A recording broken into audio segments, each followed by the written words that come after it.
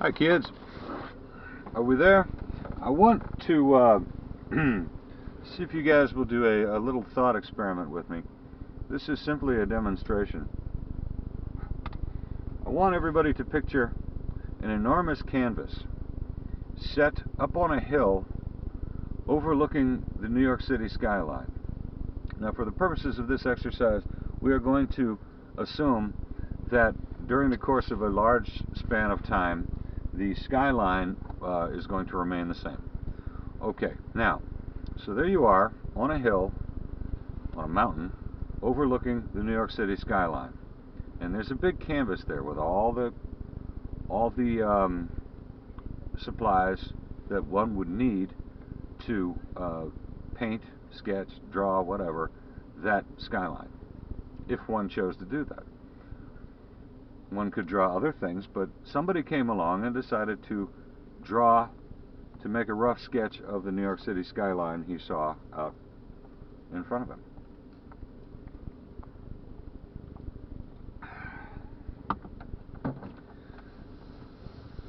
him. Now, he made a rough outline of it, and then he moved on. Somebody else came by, picked up a little bit of paint, and decided to, oh, I see a building over there that's not represented here in this particular whatever.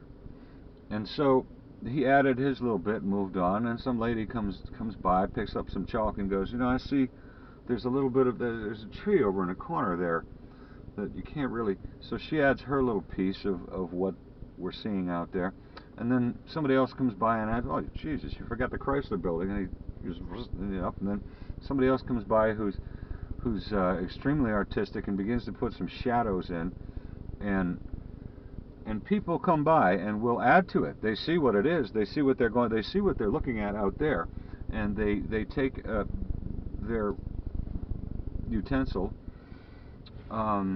paintbrush, sketch, pencil, whatever, charcoal, and they begin to put in their perspective of exactly what they see out there. And let us assume that this goes on for a year. Well, after a year, with many people with much talent walking by and adding their little pieces to this blank canvas that is now beginning to resemble the New York City skyline more and more, after a year, it's really beginning to look like the New York City skyline.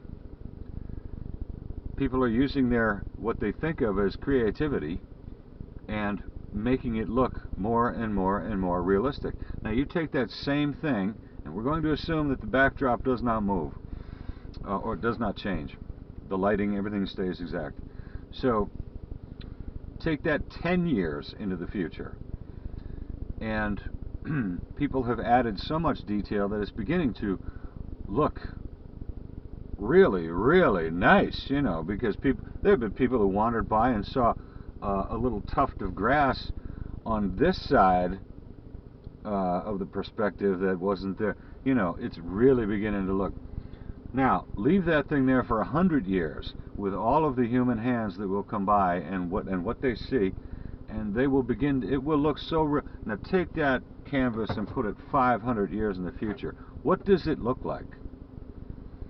I submit to you that is a perfect or near perfect representation of the New York City skyline. For 500 years, people have been adding to that picture to make it look more and more and more realistic, to make it look more and more and more like what's out in front of them, that panorama. Now, what did they spend 500 years doing?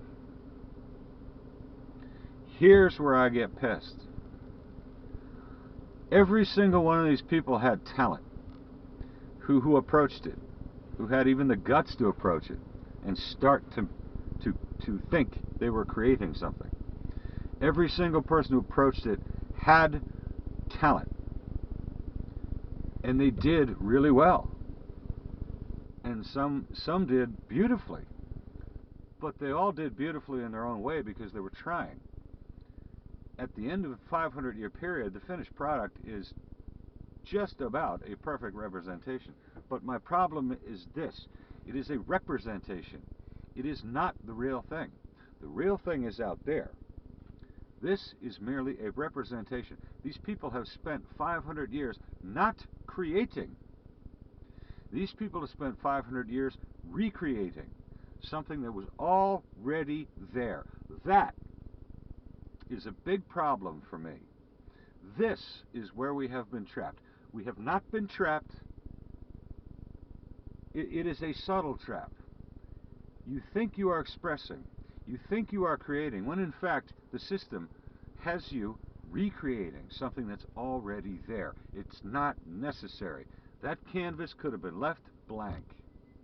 Or that canvas could have been painted, somebody could have come by and painted a marigold out of their imagination, and that would have been a creation. Somebody goes to art school, the teacher puts an apple on the table and says, draw that, you know. And then they take that out into the world and then they draw, they think that's art, recreating what they see in front of them. When in fact, when you close your eyes and imagine and then paint what you see, that is creation. That is not recreation. I hope that analogy made some kind of sense, because that is what we've been busy doing. We have not been creating. We have been recreating. We've been stuck recreating. And we have been mentally, psychologically, emotionally, physically abused by this, by thinking we were creating when in fact we were not. We were busy recreating something that was already there. This really hit home when I was watching Daydreamers, when I was watching Peach's video, when I was watching Heather's video, and many others. Just, you know, so many of you actually creative people who are beginning to look at simulations. And then I began to understand that everything we do is simulated. We are not creating. We are simulating creation by recreating. That was just a quick example. I'll be back with something that probably will make more sense. I don't know.